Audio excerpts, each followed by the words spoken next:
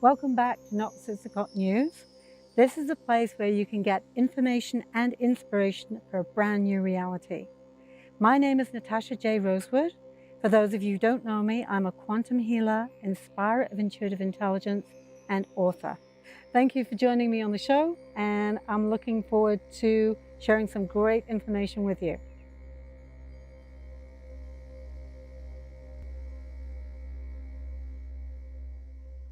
Hi, everyone. Nice to have you back to another episode of Not the 6 o'clock News. And I'm so excited tonight because we are launching on Zoom, which will automatically go live to YouTube and Facebook on my Not the 6 o'clock News Facebook page and also my business page of Natasha Rosewood. So if you don't catch us here, you know that you can go to those other platforms, and there will be more in the future. So this is just our first session. So if we have a few technical hitches, please bear with us. I'm working on ironing all this out, and I'd love to hear your feedback if you've got any suggestions. So, and if you want to be on the show, please let me know. Please email me, Natasha at natasharosewood.com. So tonight we're going to talk about the topic of the magic of forgiveness and 5 tips how to set yourself free. So we've all been hurt. Right from childhood, we come into this world and people either deliberately or inadvertently say things to us. They shut us down. They're mean. They're bullies. And we take in all that, those hurt and pain, and we all have scars to prove it. And then as we grow up into teenagehood, that probably gets even worse because we can be pretty brutal to each other sometimes when we're going through that phase in life. Then we get to adulthood, and these hurts keep piling on. And if we haven't dealt with them or grieved them or forgiven them, it's kind of like layers and layers and layers of stuff. And what ends up happening, what I've noticed in my clients, is that it's like, there's stacks of stuff that just start to block us off from our natural exuberance, our confidence, our happiness, our joy, because what these levels of grief do and unforgiveness do is actually turn into other emotions. I almost liken unforgivingness to like a fungus growing in the body. It sounds revolting, but it actually can manifest in disease, in cancer, in heart problems, in thyroid issues. Grief and unforgivingness are notorious manifestors for those kinds of diseases. And the emotions that kind of start showing up can be grief, depression, anger, rage, jealousy, resentment, because if we haven't forgiven, we always feel like we're in the wrong. We always feel like we're wrong about what we did, what we decided, who we chose, what we allowed. And that's not a good feeling. And that what that does is kind of make us feel less than. So tonight I have a lovely lady on. Actually, I just spoke to her this morning. And this is Nancy. And oh, hi, Nancy. And she has kindly agreed to come on because we were talking about this topic this morning.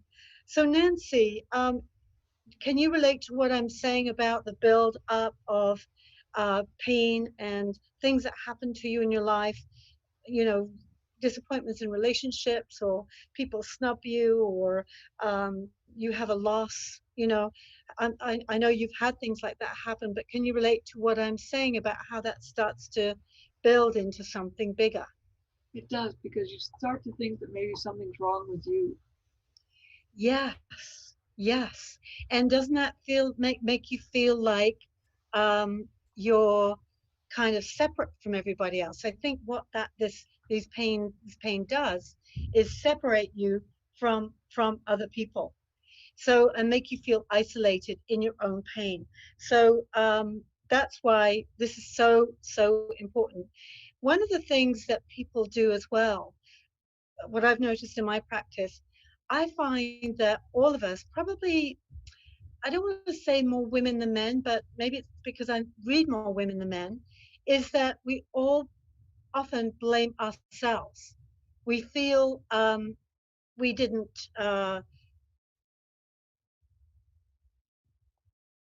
we didn't kind of forgive ourselves if we didn't do something. I'm sorry, I heard an echo in the background, so I was just wondering what that was.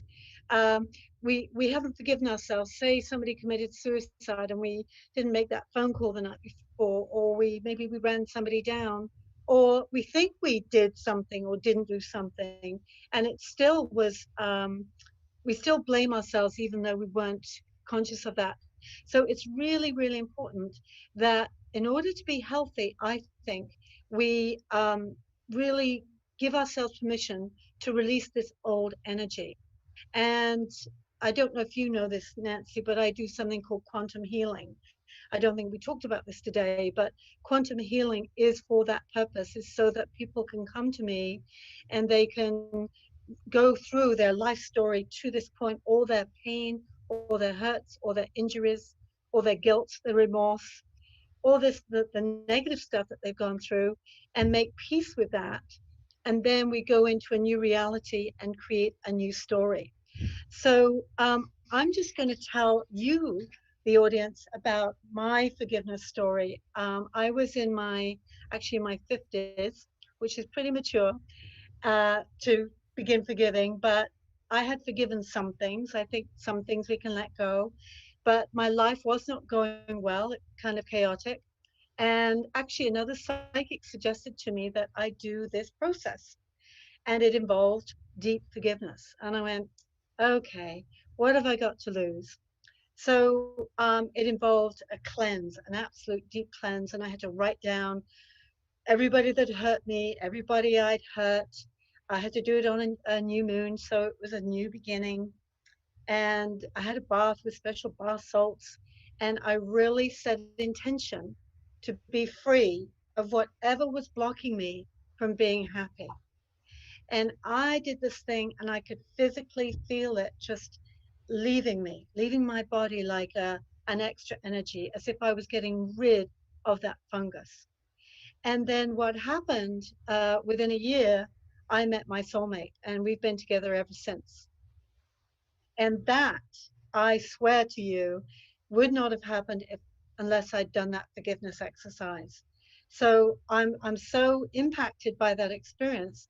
I've actually written a romantic comedy screenplay on it, and I'm hoping to sell that in the next year. So forgiveness really is very, very powerful. So, you get the picture. When we don't forgive, um, like attracts like. So, if you're negative, you're going to attract more negativity. You may get sick. So, what can we do about this? So, I'm going to just read out a question that a client of mine, I've known her a long, long time, and actually, she's also a friend. So, I've just got to find it. And she wanted to be on tonight, but she couldn't make it. So she sent in her question. She said, a question on forgiveness from Charlotte is, as we're heading into a heart based consciousness, how do we look past other people's mistakes and not feel like we're giving our power away by forgiving the terrible things that were done to us? Well, that's a great, great question, because I think this is the reason why we tend to hang on to our pain. We want to say, you know what, that schmuck did that to me. I'm not going to let that go. I'm going to make him suffer. But what happens then is we do the suffering, right? And what I'm going to talk about later in the show, but I'll just mention it now in response to Charlotte's question, is that, and this is the fact of the quantum, that we think right now we've come into this life and everything that's happening out there is happening to us. But in the quantum, we reverse it. And we're over here with our thoughts, our emotion, our energy, our level of confidence, how much we've forgiven ourselves, how much we haven't. And with all that energy, we're like a magnet. and we're drawing these things to us. So really, the question is always about us. It's our story. It's not about the other person. It's not about the person who did it to you or is still doing it to you. It's not about them because you actually have drawn these people to you. And we'll talk more about that as well in one of the 5 tips that I'm going to talk about. So, to answer Charlotte's question, she's correct in saying that we're going from head to heart consciousness. Our energy is actually amplifying and accelerating, which is actually causing our gamma rays in our brain to become more aware, to become more psychic, to become more conscious, which is why all these shows are cropping up now, is to remind us of who we really are. And who we really are, we're creators, co-creators with the universe. And we can regard those people that have done those things to us as wonderful gifts of teaching, because within each event there is always a lesson and a gift for us. And I always say that the universe will not give you something unless it has a higher purpose. It's not just God saying, I'm going to make Nancy suffer here. I'm going to do this to her, or bring in this, or curse somebody. It's always a lesson and a sign to us from the universe where we need to love ourselves more. So if we're being punished or we're being mistreated, there's something in us that's allowing that. And we need to go back to the drawing board and say, I need to love myself more here. So there's definitely um, place where we have power, where we can choose how people treat us. And this is what the pain is when somebody does mistreat us, because we do love ourselves deep, deep down, and we feel like, oh my God, why did I allow that person to treat me so badly when I just really deserve to be loved? So something feels out of whack. And that's another reason why we resist forgiving. It feels out of balance.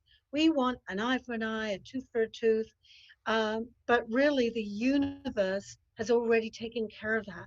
So it's not up to us. It even says in the Bible, vengeance is mine, saith the Lord. Not that I'm a Bible thumper or a follow the devout Christian, but I do believe in that higher power that will take care of business for us. It's not up to us to seek revenge. And the best revenge really is to live well. So, what if you are beating yourself up for something that you've done? So, there was another lady that wanted to come on, and we had a last minute technical hitch. So, I'm just going to speak to Lee, and I don't know if she's able to text me her story. And we were talking before the show about what happens when you don't forgive yourself, and that is even more difficult. But when I get into the 5 tips, there's definitely um, a technique for doing that and putting it at a place where you can manage it so you're not carrying it around with you. So I'm just going to get into the first tip here. Um, you said this, Nancy. You said, these events make you feel wrong about who you are, right? Yes. And so my number one tip is for you, actually. You are always right about how you feel. You're always right about how you feel. And the tip for this is to get the validation from somebody that you had that horrible experience with. So, for example, my joke is always about becoming psychic. If my mother hadn't been psycho, I wouldn't be psychic. And the sad part was that my mother was very mentally unstable, and it was a nightmare. She was a nightmare. And it was very sad because we didn't have the awareness of what was really wrong with her. I thought she was schizophrenic, she was an alcoholic, she was psychic. Um, she flip flopped. It was just very, very scary, actually, to be around her. And the rest of my family made me feel like, oh, Natasha, what are you talking about? She's not so bad. She's not so bad. So I went into this place where I felt wrong about what I was feeling. And then one day we were at actually my grandmother's funeral, and her brother, my uncle, suddenly said, I hate her. And I said, what? And he said, I hate her. And I said, who do you hate? She said, your mother. And I went, really? Thank the Lord. Because he suddenly made me feel right about what I was feeling. And I just went, breathe this huge sigh of relief. So the first thing about, let's take something that you're dealing with, Nancy. Did you want to pick an example of something, or would you rather I just carry on talking about myself and my stories? Well, I'm just trying to think of something along that line. Like, um, there are different things that come into your life, and a person has to analyze it and handle it in a professional manner instead Yes. of by emotion. And I really feel that that has helped me in a lot of situations. Yeah, having an ally. I often act as an ally to my clients because they will come to me, and even before they remember the pain that they went through when they were 3, when maybe their uncle abused them or their big brother beat them up, and maybe they've buried that experience because it was very painful. And I will say to them, you had something happen to you when you were 3 that was extremely hurtful to you, and it set up this energy in your psyche that is still affecting you today, and it's affecting your relationships. So um, they will start crying because they recognize the pain. And just by me saying, that must have been very painful for you, that must have been very lonely.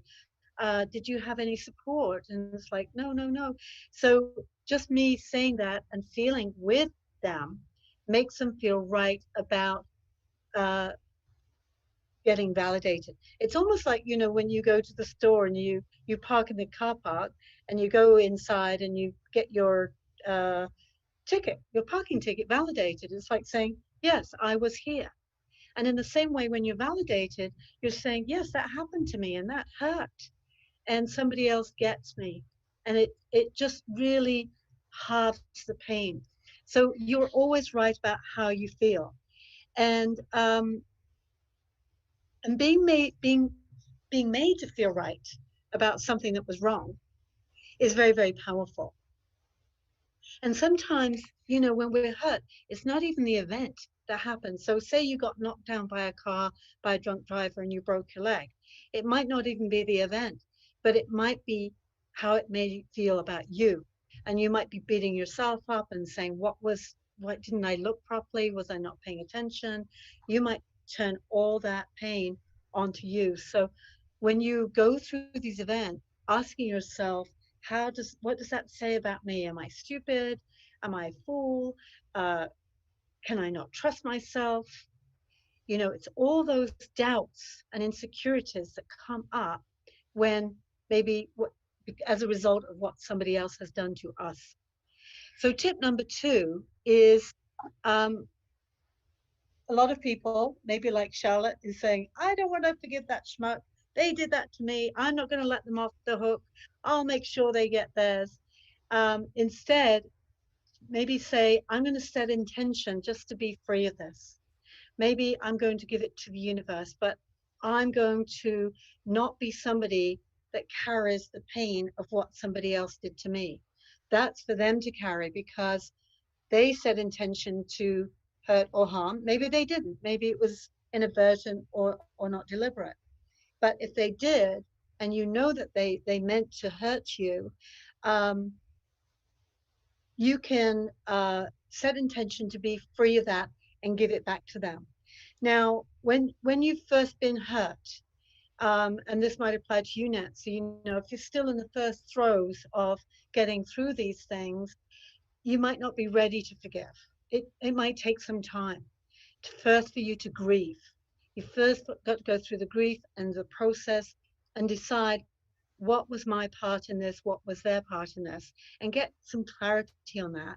But then once that time has passed and you're saying, I'm sick of feeling tired and angry and down because of what they did to me, So I'm going to set intention and I'm going to give myself perhaps a date when I'm going to say we're done. And then I'm going to decide that that is done. Once you've listened to these tips, you might say, "Oh, Natasha, I'm not even close to being ready." But once you've heard them, you might change your mind. Number 3 tip: always ask the question, why did I create this event? So, Richard Bach, who's a wonderful author, wrote in the book Illusions, we always seek the problem, we always create the problem because we're seeking the gift. But sometimes we have to work hard to get the gift. So, in other words, uh, I would say when my fiance died, for example, and I went, thanks a lot, God, I was angry at the universe. And then later on, I realized that his passing had catapulted me into this ability to see spirit because I spent a lot of time trying to commune with him. And now I'm able to help other people. I think, Nancy, you would agree with that Yes, after our session this morning. yes, We had a few spirits coming through and they were very chatty, so it was wonderful. And what was that experience like for you to be able to just have communication with them again like that? it was very reassuring and uplifting, and, Yeah, and it was something that I really appreciated. Um, good. yes, just the knowing that they still are thinking about me and have contact. Absolutely. And they're really watching over you and really taking care of you. So that was really nice. So now, when I have these sessions with clients like Nancy, and I feel so good about being able to help people, I kind of thank that experience. Not that it was pleasant, and I wouldn't want to repeat that, and I wouldn't wish it on anybody else, but um, it really put me into the gift of that event was being able to do what I do now for so many people and being able to write about it and teach people how they can commune with their deceased loved ones. So it's a huge gift. So the other thing about this is that before we come into the lifetime, and many of my clients who come to me for readings know this already, I believe that before we are born, while we're still in spirit, we agree to do a certain journey before we come into this life. So it's like we've written our own movie. We're the star in our own movie. We've created the major events, the characters, the people, um, the gifts and the challenges that we come in with. It's like it's a full blown movie, and we're the star in our movie, and we're the protagonist, we're the hero, heroine, and then the antagonists are going to be all these people that come in and push our buttons and do things to us. But really, they are the teachers. And if you can step back and ask yourself the question, why did I create this event? I do this all the time now. Even if I just bang my elbow or the computer doesn't work, I'm saying, okay, why am I creating this right now? Because there's got to be a gift for me in this. If my computer's not working, I'll get up and I'll walk away. I'll say, okay, I need to go for a walk. I come back, it's working perfectly, right? So it's good to know to ask the question, I'm creating this, nobody else is doing this to me. And even if it looks like somebody else is doing it to you, you've created that character in that movie to come and perform this role for you of being the antagonist. And your job is to go, okay, why did I create that person? What's the lesson in it? And then when I understand it and I fix whatever the lesson is, even if it's just loving yourself more, you can say thank you to that person. Thank you for teaching me that lesson. Years later, when I understood my mother and I understood this concept, I realized that she was at the time, she was my greatest enemy, but she became my greatest teacher. And I know she's in heaven now, looking down on me, helping all these people, going, yes, because I feel like I'm making sense of her illness. That was my job. And that's why she was so mean to me in particular, because I had to get the message. And it certainly motivated me to explore why people are sick and what motivates them to become depressed and all these other human emotions that we go through. So always ask the question, why did I create this? And what is the gift in this? Um, and I will just repeat this: the universe doesn't give you anything that doesn't have a higher purpose. I don't necessarily agree with the saying that the universe doesn't give you anything you can't handle, because I know a lot of people haven't been able to handle certain things and they have decided to leave early. But it always, even in that instance, there is a higher purpose because there is a continuum of life. So even if people do take their own lives or leave early because they have been in that dark hole, that lesson will carry on with all the people concerned. Number four tip is walk a mile in other shoes. So this is about compassion. And I feel our life purpose in coming to the earth plane is to A, love ourselves. And the way we have to do that is through compassion. Compassion. The Buddhists talk about this a lot because this is our big mission in life, is to feel for other people. I'm not asking you to love other people, but when somebody has done something to you, so um, something also happened to me after my fiance died, and Nancy and I were talking about this because she went through that too. People behave very strangely when they're in grief and shock. And they say things they don't mean, they do things maybe they regret later. Uh, the greed and the fear and weird behaviors come out of us. And it's so easy when you're in that place of absolute grief and shock yourself to go, what? What's going on? And to never speak to them again, never want to speak to them again. And something like that happened to me. And that was very difficult for me to forgive. I was so enraged because I was so powerless at that time. The day after my fiance died, some people came through the house and just helped themselves when I was sitting there like a sack of potatoes, going, "What?" And it took me a long time. And what I did was I gave that up to the universe. I said, I don't have the strength to forgive, so I'm going to hand it over to my guides and angels to because I want it out of my body. I don't want to carry it with me. It's too painful. I don't want those thoughts rolling around in my head. I don't want it to be the last thing I sleep about when I go to bed at night and go, "Rrr," and then it's going into my subconscious, and then my subconscious is taking it and reinforcing those negative beliefs. Like, what did I do to deserve that? Why did I create that?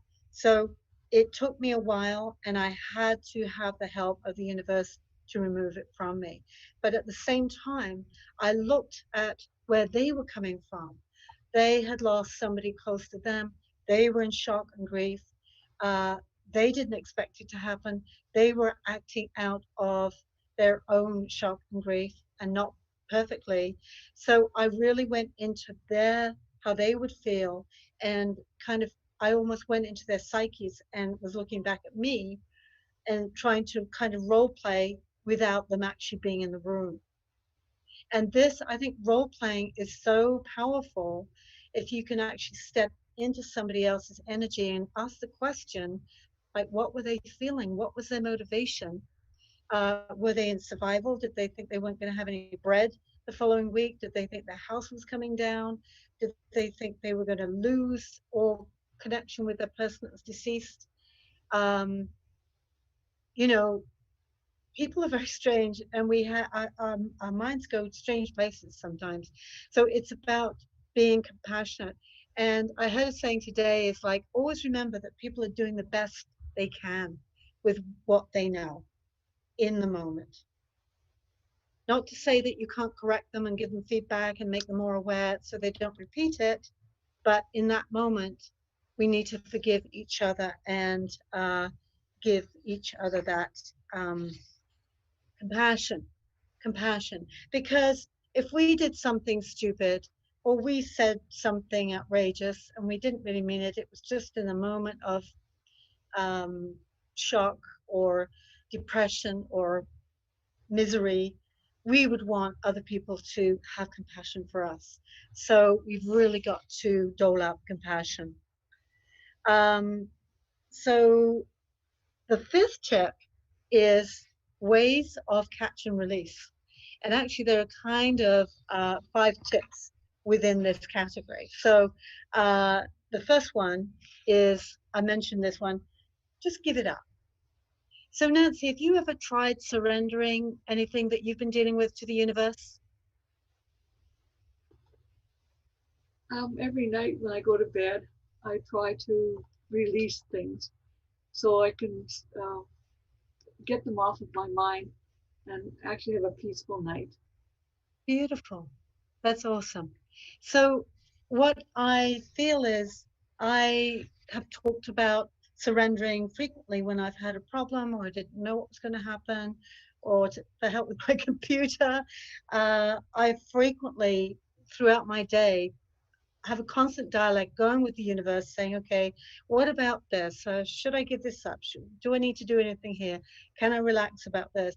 But especially with forgiveness, because sometimes there was a lady on the news last night and I felt for her. I felt so much of her pain because her son had been murdered a long time ago. And still the people weren't being brought to justice. And so, how do you deal with that? When you're not getting justice in the legal system, you need to find your own place of justice.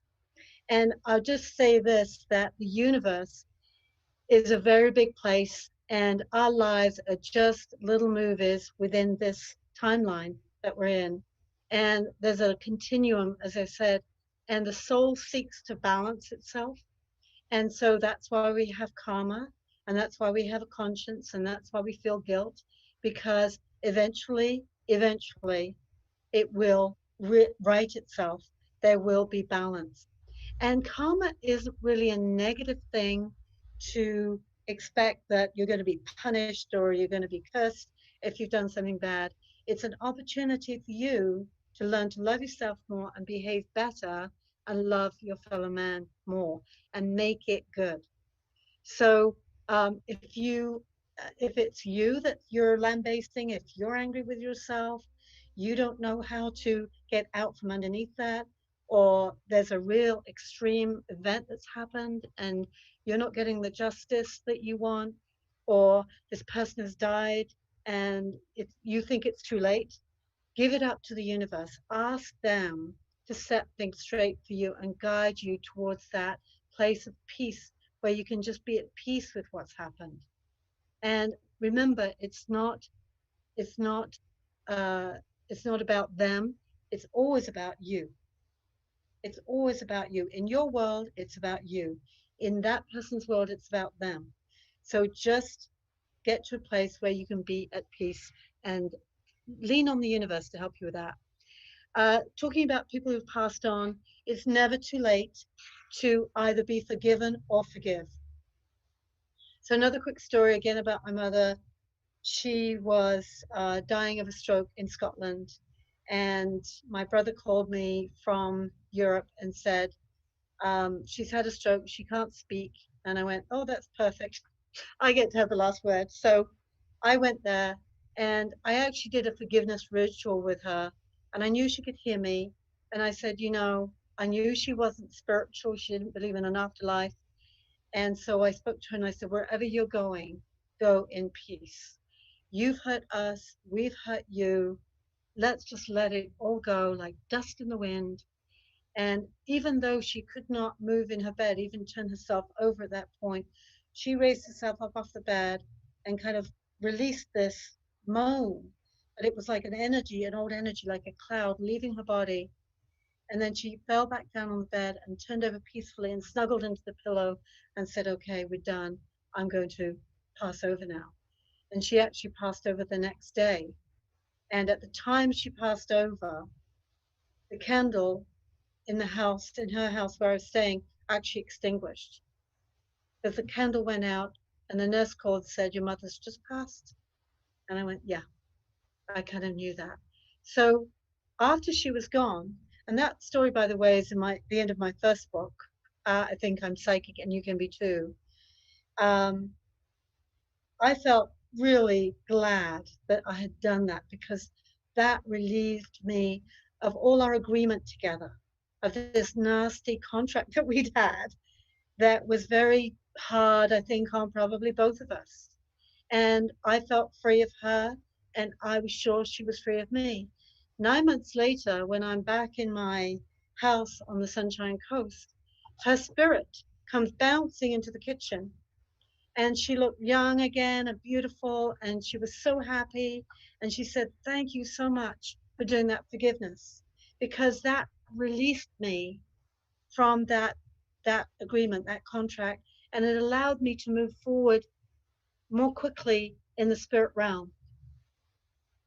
And so I felt good, she felt good. And so it's never too late. So what I say to people, if you've got people that are already gone over the other side, there are ways you can do that. You can write a letter to them, use the sandwich technique. So you start out with using positive language, saying, "Thank you for being my mother. I really appreciated how you taught me good manners, or you made me speak properly, or whatever that person did give to you sincerely." And then in the middle, you're going to write the not so good stuff and say, "However, I was really hurt when this happened," or, you know, this happened. Not you did this to me, but when this took place, I was really hurt, and this is how it made me feel. And then, however, now I want to release us from this contract. You're free to go in peace. I'm free. I've learned the lesson. Thank you very much for the lesson. I wouldn't be the person I am today without you being in my life and giving me that opportunity to grow, because that's what these events are. They're opportunities to grow. So it's never too late, never too late. And the other thing, what you can do with that letter is, if you want, you can bury it in your back garden, or I suggest burning it in a bowl. You put some nice sage around it, some rose petals, candle, and you say a little prayer and say, "We're now free to move forward and be in our highest self." And wherever that person is in the spirit realm, they will absolutely hear you. And if you do want a message that they got the message, ask them to send you a little sign, a feather, your favorite song, um, throw a hat off the wall, something that you know it's them. Uh, there was a lady I met today, and she got a sunflower this morning. These two little boys gave her a sunflower, and I said, "You know what? I think an older lady that's in spirit gave that to you." And she went, "Oh my God, my mother-in-law died last year, and she um, loved sunflowers." And I said, "Well, I think it was her, but I'm not promising that." But that's the way spirit brings us messages, and we can know that it's them. Um, Number three, I love this visualization for forgiveness. So you go into a place in your mind, you go into a meditation or a visualization, and just really calm, be very quiet and still, and go to your favorite home, or your beach place, or your cabin, or out on the water, wherever you feel most at peace. Take some nice deep breaths in through your nose and out through your mouth. And just imagine that there's sitting across from you, there's another chair, and you invite this person in, dead or alive, who has hurt you.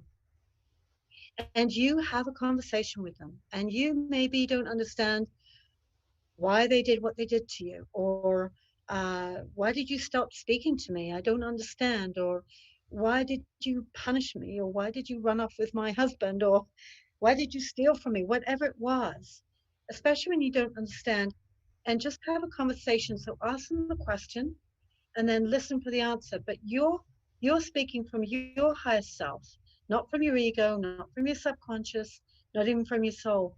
The highest and best part of you is speaking to the highest and best part of them that is above all this stuff.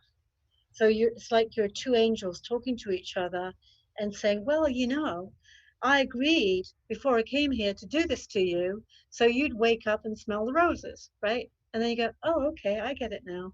So that's going to empower you to be able to let go and forgive and understand. Because once you understand, then it's easier to forgive. And once you've got that information, you can decide to see the link between you. There might even be like an umbilical cord, a spiritual umbilical cord. And once you're willing to let them go, say, I don't need to carry you with me anymore. I'm going to cut this cord. I'm just going to release you. I'm going to melt it. But we're just going to be two separate beings now. You don't have your hooks into me anymore. You're a free spirit, I'm a free spirit, and you can let them go with love. Or if not with love, with compassion. Say, I hope you get better soon. So that's number three, is inviting the higher self. Number four, and I like this one the best, is giving back the bricks. So imagine say you're 50-ish in your life, you're halfway through your life, and you've got all these hurts and wounds and disappointments and losses and griefs. And so you take each one and you turn it into a brick, and you put each brick on a long table, and you keep lining up the bricks, and they're like rough and gray, and they'll be as big as the emotion that they evoke within you, or as small. They might be just little small bricks, small or large. And then when you've got all your bricks lined up, you're going to be given a big sack or more than one, and you're going to put all those bricks in that sack or in those sacks. And now you have to carry these bricks wherever you go, because really that's what you're doing when you don't forgive. You're carrying this heavy weight with you. You drag them up the stairs, you've got them in the bathtub, you've got them in bed. You take them to bed with you, especially at night, where those bricks are going to still be messing with your subconscious and making sure that you don't really get what you want because you're too busy, holding on to these bricks. I better hold on to them, otherwise that person's going to get away with what they did to me. There's another story. This is the magic. You can take these bricks and you have choice. You can take them outside somewhere, and we can just throw them in a pit, and we can throw dynamite in there and explode them all, and they go into dust, and that dust just blows away in the wind. Or you can take those bricks and you can go and build something new and purposeful with them. Or you can hang on to them.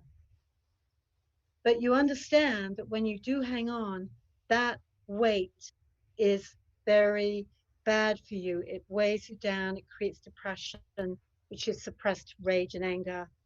It just keeps you stuck in that place where you will never get what you want because you're in that lower frequency. So when you blow up those bricks and you give them away, you've risen. Your frequency has risen to a much lighter frequency where you can have absolutely what you want. That's what's meant to happen. You can fall in love. You can win a lottery, because you know what? You deserve to, because you're free and clear, and you're a free spirit, and you deserve all the goodness that the universe has to offer you. And therein lies the magic. So the last one is karma. I did kind of refer to it. So karma, there is a higher justice. So if you are frustrated and feeling powerless and you want some justice done, do what you can. Do what is within your power. Absolutely. Give feedback. Write the letter. Let people know how much you hurt them. Write the imbalance as much as you can. Get your validation. But at the same time, know that the justice system may not give you your justice. It's a legal system, and it doesn't always pan out the way you expect it to or want it to. So, what are you going to do? Don't leave yourself feeling powerless or wronged. It's your choice here, remember. You can create a place where you can make peace with all that's gone before by understanding the gifts that were brought to you.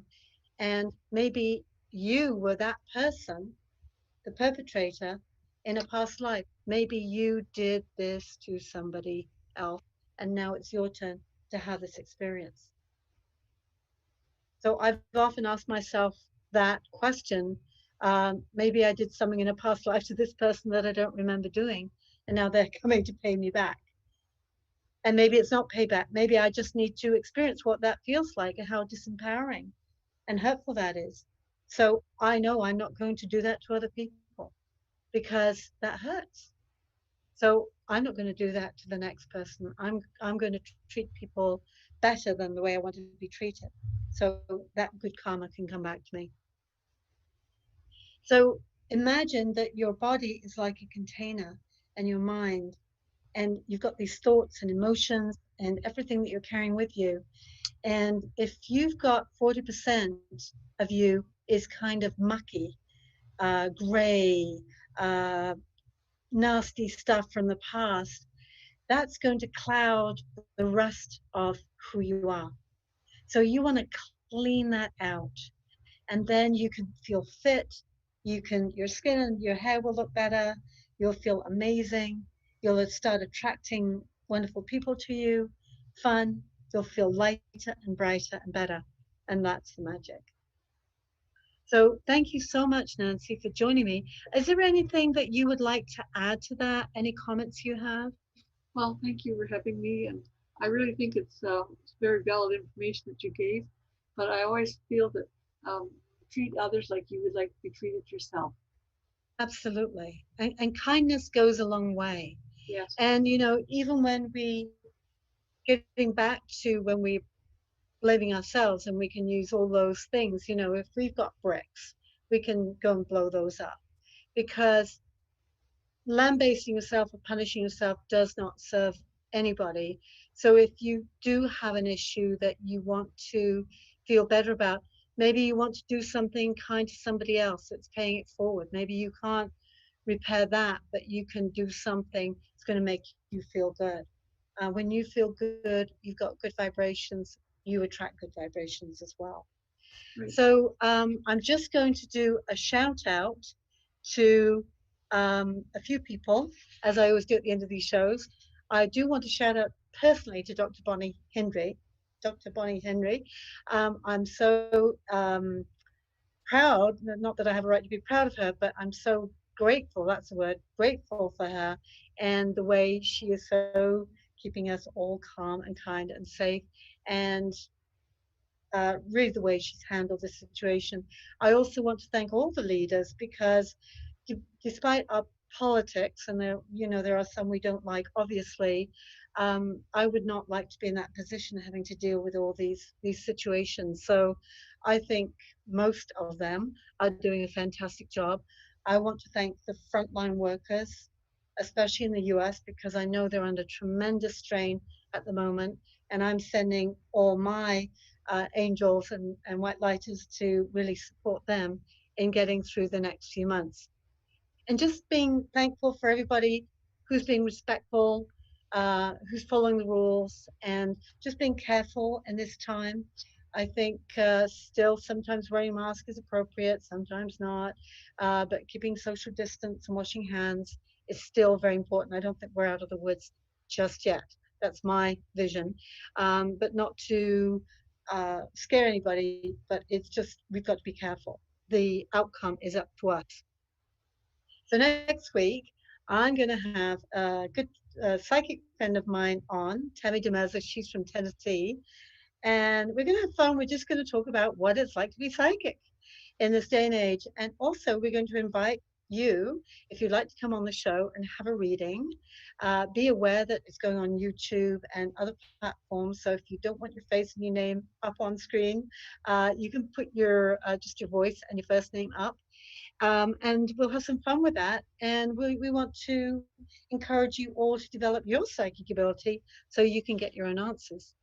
So right now, I thought I'd do a meditation. So Nancy and Lee, if you're listening, and Charlotte, if you're listening, we can do this meditation. So if you want to close your eyes and just go into that calm place and take a nice deep breath in through the nose and exhale through the mouth. And just release any tensions that you might be feeling in your body at this time into this rose crystal bowl that's sitting on your lap. It's a virtual bowl and it's a receptacle that can take all your pain, your hurt, your your anger, your rage, your depression, and your grief, all your wounds and your scars from your life. So just think about what you want to exhale into that bowl right now.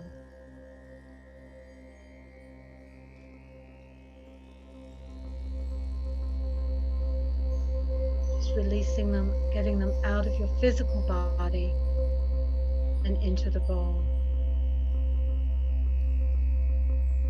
And if you want to turn these hurts and wounds and scars into bricks or names or pictures, you can do so.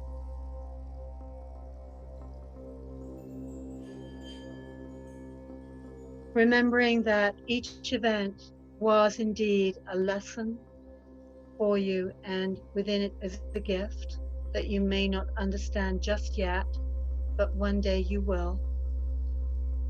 All of this has been for your highest good, so you could learn to love yourself more, become more wise, valiant, and courageous. And now we're going to look at that bowl, and I want you to just start to stir it all around till everything in there becomes like a liquid. And then it just turns to a powdery dust. And it's a beautiful color. It's your favorite color, this dust. Just keep stirring it, just seeing it all disappear. And then when you're ready, just blow it away. Blow it away. It's all gone now. And you are strong, valiant, and courageous now. You are a beautiful, miraculous being of the divine, and you are now free to attract the highest and the best, knowing that the universe is always supporting you and wants you to be and live your best self. Amen. So be it, and so it is.